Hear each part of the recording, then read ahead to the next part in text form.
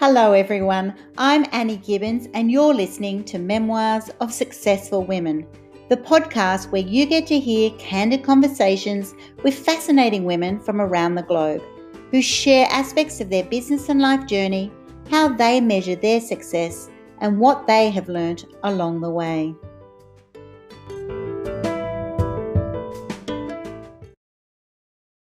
Hello and welcome to Memoirs of Successful Women. Today I have the joy of introducing you to Michelle Jewsbury, who is going to be talking about all things domestic violence and how to move on in a positive way from trauma to triumph. She is the CEO of Unsilenced Voices. And Michelle is an international philanthropist. She's also a speaker and an author and a coach. She's also traveled the world helping those who are less fortunate. So I'm really looking forward to unpacking Michelle's view on life and those that she serves with you today. So welcome to the program, Michelle. Thank you so much, Annie. I'm very, very excited to share with your audience and honored to be on your podcast. Terrific. So how about we start by telling the listeners, well, what is Unsilenced Voices? What is all of that about? Yeah, of course. So Unsilenced Voices is a nonprofit organization that I started in 2017. And I started that because I was personally involved in a domestic violence relationship for 4 years. So between 2012 and roughly the end of 2015, beginning of 2016, I was with a man who I thought was my Prince Charming, who courted me and sent me flowers and gifts. And we went to sporting events and concerts.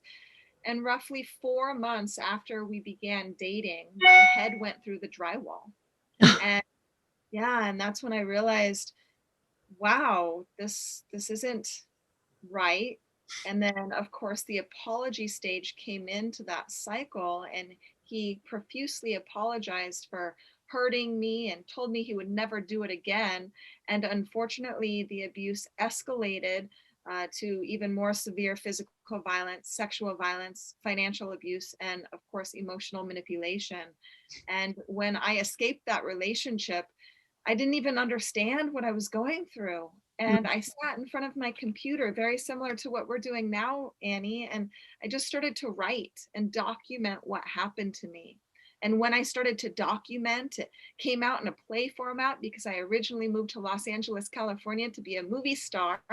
And I was able to portray my character and roughly 13, my abuser and roughly 13 different other characters on stage. And people started coming up to me after that, telling me their stories of abuse and thanking me for speaking up. Wow. And that's when I decided I had to do more. And that's when I founded Unsilenced Voices. And we decided to help all over the world rescue victims, provide resources to the community, and also survivors of domestic violence. Oh, such an important cause and such a mammoth task, right? So in one way, it's like this is something you can do and you have the capacity and opportunity to be able to have an incredible impact in this very challenging space. And then the other part must be just overwhelming of how many people are in this situation, which is shattering, isn't it? It's sad and it's overwhelming, but you can only do what you can do. So you've called it unsilenced. So it implies that, yeah, it is a very silent world. Did you feel that before you started speaking about your experience that you were alone in that space? Did you feel like other people wouldn't feel comfortable talking about it? Well, it wasn't other people when I was trapped in my abusive relationship. I was concerned with me. And just like most victims trapped in that abusive relationship, I felt that I was at fault, that I had triggered him, that for some reason it was because of me that my abuser was acting out and hurting me. And it wasn't until I finally left and discovered how many other people experienced the same type of abuse that I went through that I knew I had to share my story and speak up. But it's very hard. I mean, I coach individuals, I help other people overcome their traumas and obstacles, neglect, stress, anxieties. And it all stems from the unworthiness that we felt while we were involved. And it's that psychological manipulation that happened during that abusive relationship, where we internalize it and Mm. really feel that that abuser is telling us the truth, and they're not, right? Exactly. They're definitely not. So do you look back now and think it was the mind games that the abuser put onto you, or was it this default behavior that we have that assumes it must be me? I must be at fault. What was it? What's the balance there? Well, when it first started happening, I didn't understand what I was going through. So it wasn't that I was thinking that he was hurting, that he had a problem. It was more like, well, maybe I was triggering him, because he used a technique called gaslighting, Mm-hmm. which is making me believe what he believed, or his lies. So if I were, for example, to wake up after a beating and go through the incident in my mind, and then go through the incident with him and tell him and ask him why he did these things to me, he would say, well, you remember it incorrectly. It didn't happen like that. And you Ah. triggered me. You shouldn't have said this, or you shouldn't have done this. And that's when I started to internalize the pain and internalize the abuse itself, and really think that it was my fault. And it wasn't until I escaped that I understood that this technique is used subconsciously by the mass majority of abusers out there, and that most victims feel at fault and blame themselves for the abuse until they recover. Mm. Wow. So does the abuser use that intentionally, or is that just a psychological behavior that they implement by default so that they're never at fault, right? If you put it onto someone else, like that narcissistic sort of trait, that it has to be someone else's fault, then they're always faultless, if you like, or not open to judgment. Do you Yeah, think that's intentional, or is it just the way they are? I don't think that it's subconscious. I think that it's unconscious. So the behavior is so similar amongst all abusers that it's more along the lines of most narcissistic abusers act like this. Mm. So most narcissistic abusers on the outside world seem like a very well-mannered, very appreciated, very successful person, but Mm. behind closed doors is where the abuse happens, the emotional abuse, the physical and the sexual violence. And they subconsciously control you. So make Mm. you believe these lies, these situations, and make you believe that it really was your fault. So I think that it's more a trait that is beneath the surface that they may not even know that they have. Right, right. And because of that, because it is behind closed doors, other people would think it's not possible. Your story, once you start sharing that, they'd be like, but I know that person. I can't imagine that to be true. Is that what you found? Oh, exactly. So, my abuser was a very successful entrepreneur, and he volunteered in schools and helped to teach youth.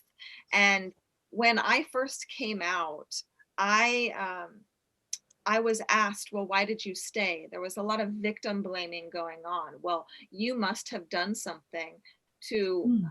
add to the escalation of the situation. Maybe it was your fault. And yes, of course, that came out, because that comes out um, really for every abusive relationship that I've Mm. been dealing with, like who I coach, and the women that I talk to. Um, but it's understanding and realizing that it was never your fault. It Yeah. doesn't matter what you wore, what you said. It doesn't matter if you triggered him or not. It should have never happened. Mm. So that control and manipulation then makes you think that, oh gosh, maybe it was me. But when you escape, you realize that it wasn't. And then that's when I was able to start speaking up more. And what really helped my situation is he assaulted another woman after me, and Mm. she went to the police. And then that's when I had a decision to make. I could either go through follow through and help her with the criminal charges and then take out a civil case against my abuser and Yeah. take my power back, or I could have continued to be emotionally and financially controlled by him.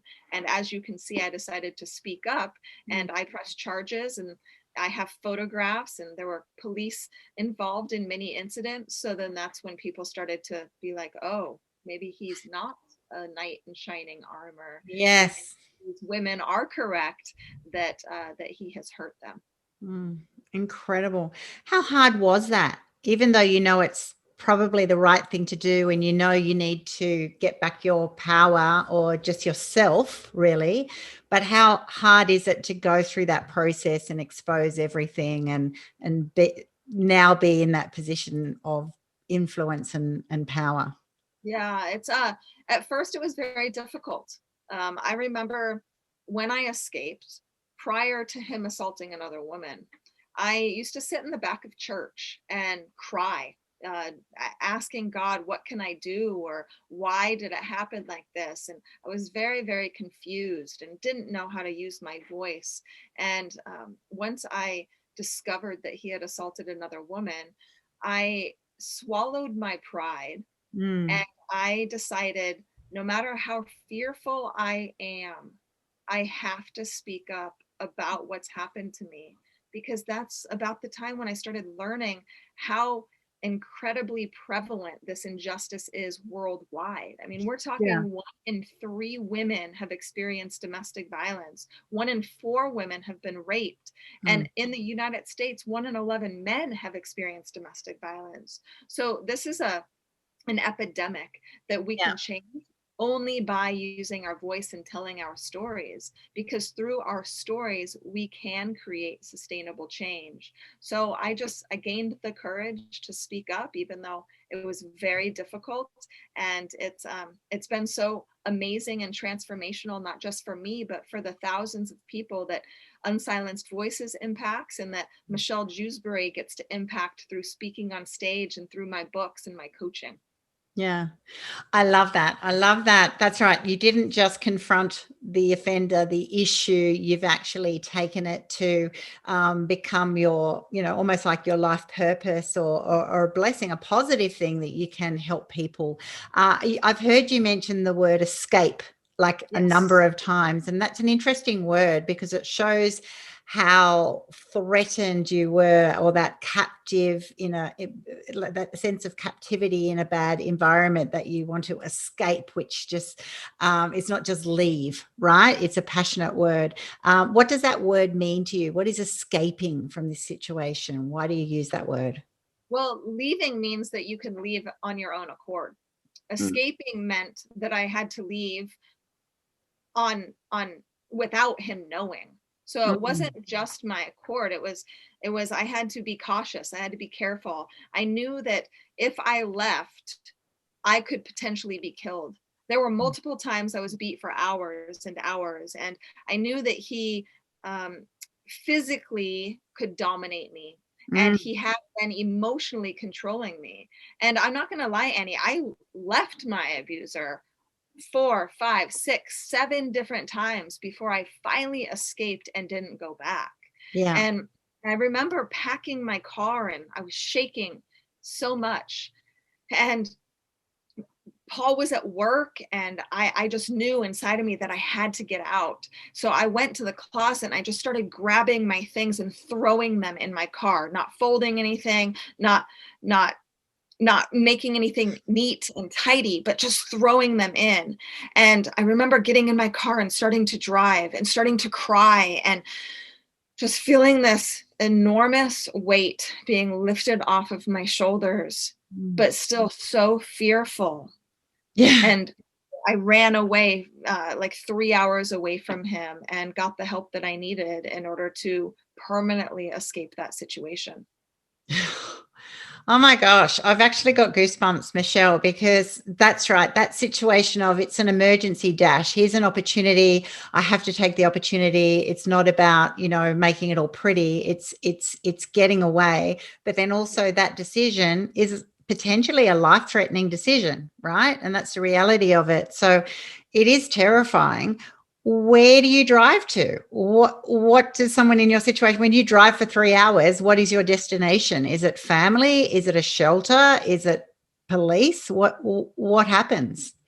So we typically teach that when you escape a domestic violence relationship, you have to be cautious, because most murders of victims happen when they try to leave. Yeah. So you have to plan out your escape. You have to plan out where you're going to go. And I would not recommend going to your sister's house or your mother's house where he could find you. I would recommend reaching out for expert help, shelters. I know in a lot of countries we have organizations that can help us. I know here in the United States, I know in Australia, I know in a lot of predominantly first world countries, there are those resources available to us. So contacting the shelters, contacting the police, it's so important to get the police involved so that they know what's going on. So God forbid, if something were to happen to you, they know where to look. So Yes. file a restraining order, right? Yeah. Making sure that the police are with you if you have to go back to the home and get things from the home, especially if you're scared for your life and he has been violent with you, physically violent with you before. And then really, in order to take your voice back and in order to take your power back, speaking up against him. So having him serve some type of repercussion, which means, filing a case against him if you can, or speaking up about it publicly, getting the therapy you need in order to do that, because we all have this sense, this feeling that, it could have been our fault when we first escape, right? And then in order to speak up, we learned that it was never our fault for that abuse. But it's a dangerous situation. And if you are in a country where there aren't a lot of resources, go somewhere where he can't find you, somewhere where he wouldn't initially think that you're going in order for you to escape. Very good advice. Do not be predictable. Right? Yeah. Right. Absolutely. You've also said that this abuse started after, I think you said 4 months, but it took 4 years. Yes. Why did you put up with it so long? Is it just because it takes that long, or it took you that long to go, I have to get out, because of all the gaslighting, because of the effect it had on you? Or is it actually that dangerous? Do other people need to take that long? Do you encourage and mentor them to leave much earlier, obviously, before the damage occurs?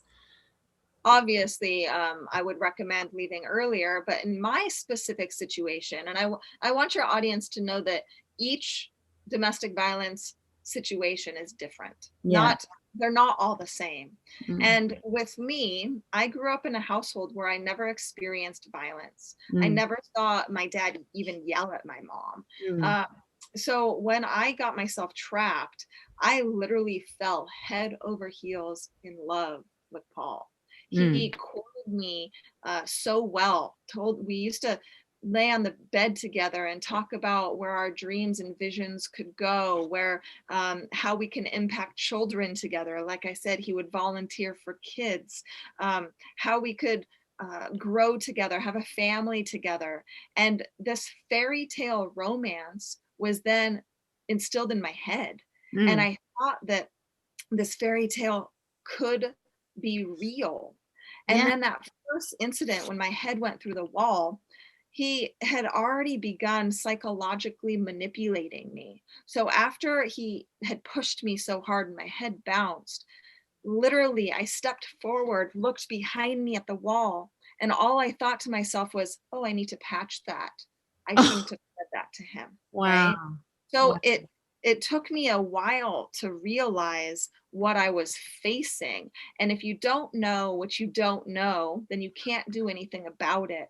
So by the time I received the first incredibly painful and hurtful beating, which was in October of 2012, that was roughly 10 months after we had begun dating. And during those 10 months, he used gaslighting. He psychologically manipulated me. He controlled me. He isolated me. I didn't have money because I couldn't work. I didn't have a vehicle to drive because he took it away from me. Mm.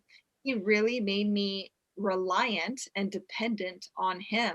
So after that happened, and I literally remember this. I woke up the next morning after drifting in and out of consciousness, and he was holding my hand on the bed. And when I looked at him, I looked like I had just completed 10 rounds in a boxing match. And he began to sob. I'm so sorry, Michelle. I love you so much. I promise I won't do this again. And that's what kept me in the relationship, because of the hope, because of Yeah. the desire to want that fairy tale romance that was initially portrayed to me in the beginning of our relationship. Yeah. And that's what keeps most victims trapped, is that apology stage, because Yeah. you want to believe that person so bad. And to tell you the truth, the abuser wants to believe it as well. But unless he gets the help that he needs, it won't change. Exactly. Oh, incredible. I think it must be harder too when you have had the evidence of the fairy tale, right? Mhm. So if you, those who go into a relationship and it is stormy and it is then abusive, then you haven't had the dream, right? And whereas I think it must be so much harder when you go, for you, you're saying, I had the dream. I met Mr. Wonderful. We were planning an incredible life together. All of my childhood experiences were positive, right? So you believed in the dream and you found the dream. And so therefore, when these incredibly juxtaposed sort of situations happen to you, then it's still this, oh, well, I can't believe this is true because I do want to believe in the dream. It must be an incredible roller coaster of emotions. Yeah, there were times where I used to go hiking and I used to just scream and yell at the sky, at God, and ask him, why is Paul like this? Why can't you fix him? Why is it the way it is? And looking back, I now know that God was carrying me through that experience. And I used to I used to ask about forgiveness, like, well, do I forgive him this time? Do I forgive him that time? And I kept hearing the phrase in the Bible where it says forgive 77 times, right? 7 times, 11 times or whatever. And I used to think that forgiveness meant for me to stay. Mm, And so I stayed. But forgiveness didn't mean for me to stay. Forgiveness meant for me to let go of the relationship, let go of the pain, and trust in God. yeah. And it took me a long, long time to realize that. But I tell you what, once I finally forgave, I was able to really speak up. I was able to tell my story. And that's when I was able to impact so many people. Mm. Yeah, because forgiveness, that's it. It's a very interesting topic, but ultimately it is the opportunity to release.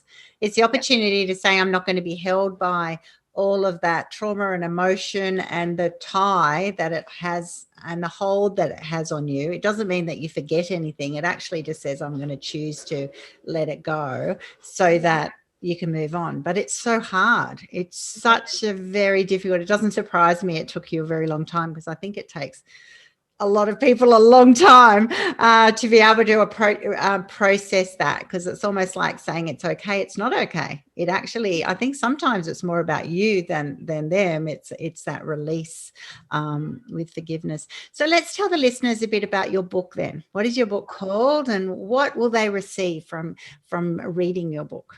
Yeah, definitely. So my book is called But I Love Him. And it's my personal memoir in my domestic violence relationship.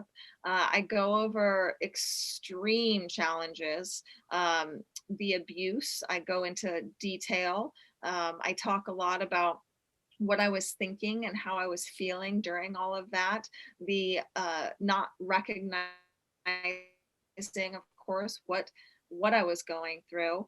And then in the end, it talks a lot about me taking my power back, me being able to then use my experiences to help others. And that was also recovery for me, especially doing my play, how I was able to stand up and really act through my emotions. And we teach a lot, you have to feel in order to heal, which means that you have to feel through. You can't push down what's happened to you.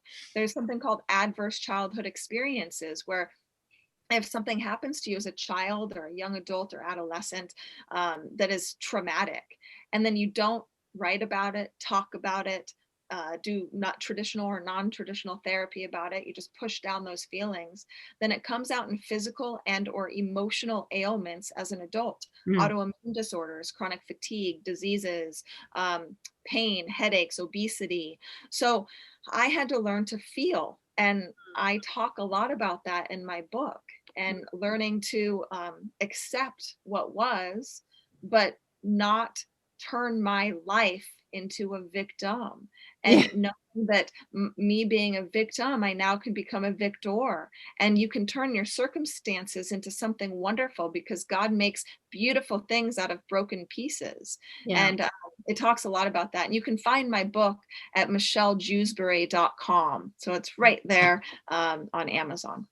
Oh, I think it's going to be an amazing read for so many people. And I love that it's not to stay in the hard times, it's to process the hard times, feel connected to someone else's journey, and realize that the experiences, different people might have, there'll be bits that resonate. And I appreciate everyone's journey is different, but I'm sure there's common themes, and to finish in such a positive way. Has that then resulted in a empowerment network? How have you then used that community of people that you've then touched to be able to connect together and to have that ongoing?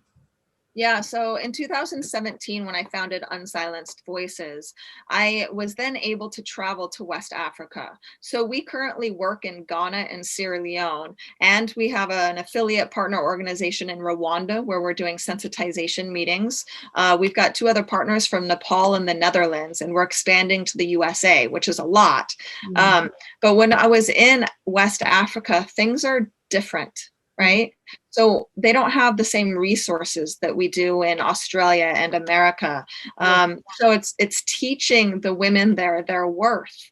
And I love how we've been able to make a difference using our voice. And this is why it's called Unsilenced Voices, because if you have so many people speak up about a situation, then you can make sustainable change. Very similar to the civil rights movement here in the United States. When the civil rights movement was happening, Martin Luther King wanted a peaceful protest, but he needed a bunch of people to come on board in order to make that change. It's the same thing with domestic violence and discrimination, gender discrimination and abuse, is we need a bunch of people to come together and speak up peacefully about what's happened to us in order to create that change. And I love what we've been able to do and where we're going. And it's almost exhilarating, and it's definitely my mission, right? Yeah. I don't know if that answered your question or not. Absolutely, you did. And I think that's true. We've all got different situations of support and those who can help us, and those on our journey and understand our journey. And that's it. Globally, it is very different. But I'm a big believer for that of, if we unite together, you can culturally change views on things, right? You can actually, if enough people use their voice to say, you know what, this is not okay. When did this become okay to accept? When are we going to address these issues? Whether it's domestic violence or climate change or, racial disparity, once we collectively, say that enough is enough. Enough is enough. And that helps those who also then still have a voice that's still coming out, right? Those with the very strong voice, because they're further on their journey, can still speak for and help those who are still finding, allowing that voice. So we've all got a voice. It's just whether we are using it. And so I love that. I love that people can just join a group or a movement that actually empowers them while they're receiving that for them, because it takes time, right? And that's right. You're very different 10 years out of this journey than you are when you've just escaped. And so Exactly. And honestly, you know, I escaped in 2015, 16. So I'm roughly 5 years out of the journey. yeah. And during those 5 years, I, you know, went to court. I sued my abuser. I had to sit across from him face to face in a court ordered appearance. And it was very, very hard. But it doesn't matter if it's domestic violence or climate change or animals. Just like what you were saying, take a stand for something, Mm. because there are billions of people on this planet, and there are hundreds and hundreds of different injustices that happen worldwide. Mm. And we as a collective humanity can change these things. Human trafficking is also a huge topic that is on my heart. And people don't understand how big this industry is. We're talking a $300 billion industry per year for Wow. human trafficking. And there's over 18 million children worldwide that are being trafficked. And the same way a trafficker will trap a victim is the same way that a narcissistic abuser will trap a victim of domestic violence. It's the courting, it's the I love yous, it's the let me buy you this and take you here and treat you like a princess. And then something happened. Yeah. Yeah. So there's all kinds of things to stand up for, and you just have to take a stand for something. Yeah. Absolutely. Find your thing and be passionate about it, right? And just put your whole heart and soul into it. We can't be everywhere, but we can certainly address issues that are of meaning for us, you know, that we see is important, and it resonates with our values and our experience. And that's exactly what you're doing. So you're now having, you know, global women's events and conferences, and you're really coming into your own. Tell us a little bit about those. Yeah, I'm very excited. So in 2019, I decided to start speaking internationally. So I started to use my voice on a larger platform. So I was speaking at large in-person events at the time. I had teamed up with an organization called Power Team International, which is a coaching program really to help you speak on stage and monetize your intellectual intelligence and your experiences. And my mentor, Bill Walsh, has always rooted for me. And he encouraged me to continue speaking up. And this is where I started to develop a coaching program. And I've got a breakthrough masterclass and series, webinar series, and an intensive series. And then from there, I remember I was speaking in Egypt in March of 2020. And that's right around the time where COVID hit. Yes. And airplanes started being grounded, and I got stuck in Egypt and then got stuck in London for like 44 hours. And then when I got back to the US, we had to pivot our businesses. We all had to pivot. I mean, let's be real here. Things have just moved online. So that's exactly what happened. I moved online, and I've spoken on over 65 different podcasts and virtual summits since March of 2020. And now two of the gals actually that I met in Egypt, we have put together an international women's conference. A gal, Tracy Tolley, and she's located in Brisbane, and another gal who's located in Los Angeles.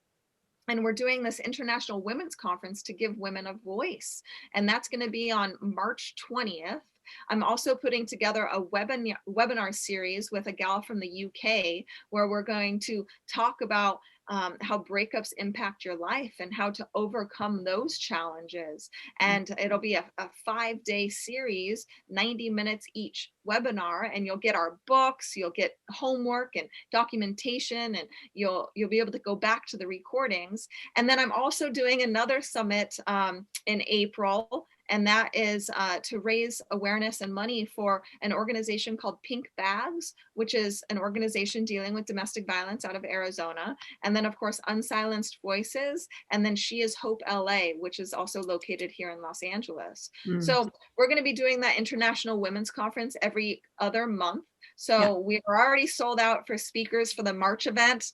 But if you are interested in speaking in May, I believe it's May 15th that we're going to be that we're going to be doing it again 15th and 16th and 16th and 17th in Australia. And you can find more information out about that at studenteconomicforum.org. Perfect. I've already looked at that and booked in, and it looks amazing. So I just love what you're doing, and I love the way that you are just collaborating globally with people who are on that same page, right? Same passion, and getting that so much value for those people who are going to be attending and to receive for a very, very low cost. It's incredible, and I think that is just the best when you're having such a hard, challenging time, to feel that there is a network out there, that people are there to help you, and it's not going to cost very much, and that's brilliant. So this podcast is called Memoirs of Successful Women. So what is being successful? I would look at you and go, you're incredibly successful, Michelle Jewsbury. What does that mean to you? What is success? Success is also happiness. So you can be successful in a career and be unhappy. I don't consider that success. Success is along all realms, right? Being able to be happy in your personal life, also in your professional life, having that work-life balance, knowing how to use your voice and speak up for others. But success really means making a difference. So we're not put on this planet for ourselves. We're put on this planet for each other. And in order to be successful in life, you have to leave a legacy of some kind. What is your why? Why do you wake up and do what you do every single day? And I put that on the forefront every single morning I wake up. And I'm so incredibly grateful to be a part of Power Team International, because I get to go back out on the road in March and be at live events. Our first live event is March 25th in Las Vegas. And you can come and hear me speak for free and learn about our masterclass. But being successful is really keeping your goals and your dreams in front of you at all times. And don't allow the naysayers and the negative people to impact where you are going or why you are doing it. Beautifully said. Beautifully said. Your why is everything, right? And we're all so different and so unique, and that makes the planet a beautiful place, right? It's just the quirky, the unique, the special things about different people that it is the joy, and I love that you've got to that stage of life that you know it very clearly about yourself, and that you're able to bring that out in so many women around the world. So thank you so much for your sharing today. Thank you for being on my program, and I wish you all the best for your upcoming conferences and the work that you do globally. Thank you. And if your audience is interested in helping Unsilenced Voices, we need volunteers, fundraisers.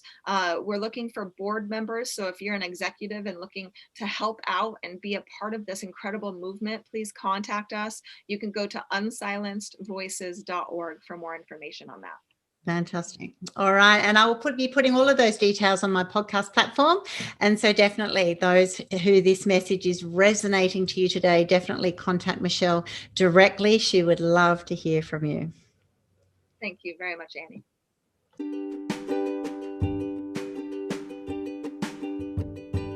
Thanks so much for listening to this episode of Memoirs of Successful Women. You can find me at anniegibbins.com, where you can download my free resources, get connected on social, and check out my online magic transformation program. If you love this show, feel free to subscribe to future episodes, and of course, share it with your friends. I'll see you again soon, and until then, happy podcasting.